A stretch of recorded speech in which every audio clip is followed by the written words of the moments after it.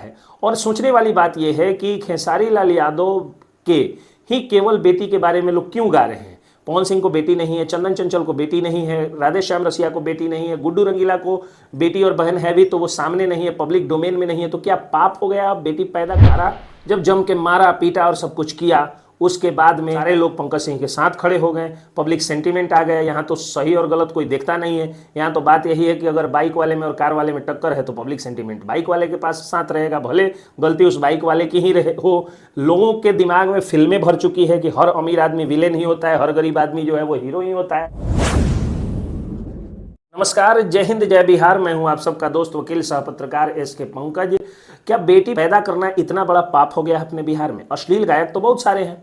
चंदन चंचल ने जो ढोड़ी वाला गीत गाया, जिस तरह से पवन सिंह ने बहुत सारा ऐसा गाना गाया जो कि चोली बिंदिया ढोड़ी लिपस्टिक काजर इत्यादि पर वो गाने थे, जो जिसमें औरतों के शरीर का ही वर्णन था, उसमें प्रेम तो कहीं नहीं था, केवल अंग प्रदर्शन था।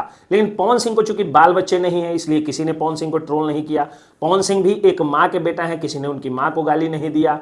पवन सिंह को या बाकी जो भी अश्लील गीत गाए हैं, गुड्डू रंगीला जैसा गायक को भी घर में बहन है उनकी, गुड्डू रंगीला की राधे श्याम रसिया के भी घर में बहन है, लेकिन किसी ने राधे श्याम रसिया और गुड्डू रंगीला की बहन को गाली नहीं दिया।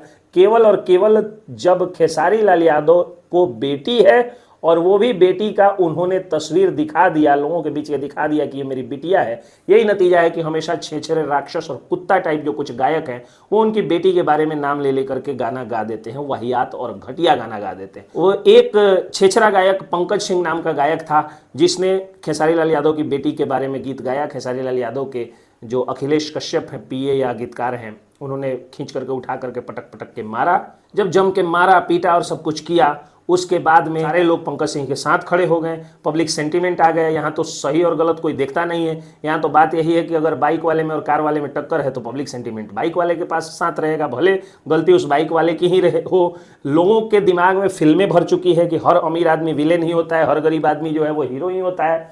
अमीरी गरीबी का भेद और जो स्ट्रगलिंग आर्टिस्ट हैं और एक बड़े आर्टिस्ट का भेदभाव लेकर के लोगों का सेंटीमेंट पवन सिंह के साथ हुआ। खेसारी लाल यादव तत्काल वो लड़ाई हार गए, लेकिन बाद में बड़े तरीके से कानून का सहारा उन्होंने लिया और पंकज सिंह को उठा के जेल भिजवा दिया।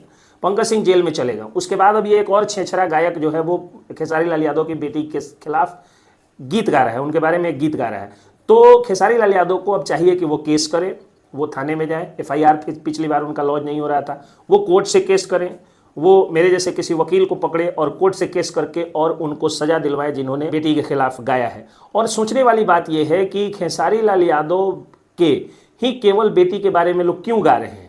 पवन सिंह को बेटी नहीं है, चंदन चंचल को बेटी नहीं है, राधे श्याम रसिया को बेटी नहीं है, गुड्डू रंगीला को बेटी और बहन है भी तो वो सामने नहीं है, पब्लिक डोमेन में नहीं है, तो क्या पाप हो गया बेटी पैदा करना और उस बेटी के साथ अपनी तस्वीरों को सोशल मीडिया पर बता करके और दिखा देना कि हमको बेटी है?